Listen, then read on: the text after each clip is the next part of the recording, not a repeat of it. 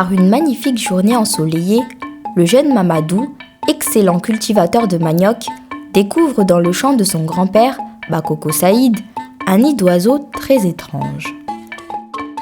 Le soir même, lors du dîner en famille, il lui raconte cette étonnante trouvaille et ils décident d'aller ensemble, dès le lendemain, découvrir ce fameux nid. Au chant du coq, alors que le soleil se lève à peine, un incroyable balai d'oiseaux qu'on nomme Chitsuva anime le ciel. Bakoko Saïd et Mamadou sont très intrigués car ils savent que cette espèce est en voie de disparition. Les Chitsuva remplissent le ciel et leur danse semble montrer la direction du chant. Mais pour y arriver, il est impossible de les suivre. Il faut d'abord traverser la rivière où les femmes du village lavent le linge. Il faut ensuite dépasser le banga de Moussa, le gardien de Zébu, puis enfin prendre un long chemin sinueux qui débouche sur le champ familial. Mamadou guide alors son grand-père jusqu'au fameux nid, aidé par le gazouillis des oisillons.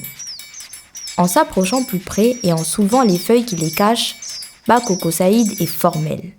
Ces petites têtes au duvet grisâtre sont bel et bien des bébés Chitsuva. Ce qui étonne le plus Mamadou est la texture du nid. Ni paille, ni plume, ni terre, juste une calebasse bien arrondie où les bébés sont confortablement installés. Ils sont si mignons qu'il tente de les toucher, mais son grand-père l'arrête immédiatement.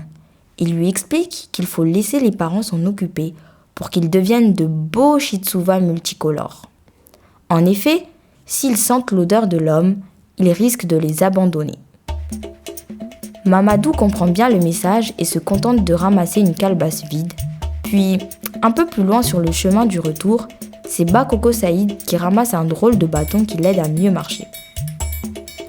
Arrivé à la maison, chacun pose ce qu'il a ramassé sur la table. Les éléments semblent tout à coup être faits l'un pour l'autre. Grand-père se sent alors guidé. Il fait avec son couteau quelques savantes découpes dans la calebasse, taille également des encoches rectangulaires sur le bâton et assemble les deux éléments à l'aide de cordes et de fils de pêche. Ses gestes semblent sûrs, guidés par une mémoire ancienne alors qu'il fait cela pour la première fois. Le lendemain matin, à la première heure, Bakoko Saïd prend sa création entre ses mains et s'installe devant chez lui. En effleurant les cordes, un son mélodieux, rond comme la calebasse, se propage dans la ruelle. Puis en quelques secondes, comme par magie, 1, puis 2, puis 3, puis plein de Chitsuva se posent autour de lui. Les voisins, les passants s'émerveillent du spectacle et progressivement, une véritable foule se retrouve dans cette ruelle.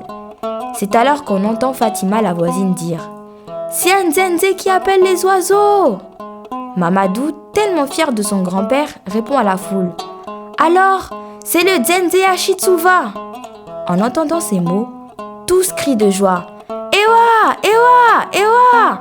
En peu de temps, tout le village est au courant du talent de Bakoko Saïd et la nouvelle se répand comme une traînée de poudre dans tout Mayotte. Ils viennent du nord, du sud. Tout le monde veut apprendre à fabriquer et à jouer de cet instrument qui a le pouvoir de faire revenir ces magnifiques oiseaux.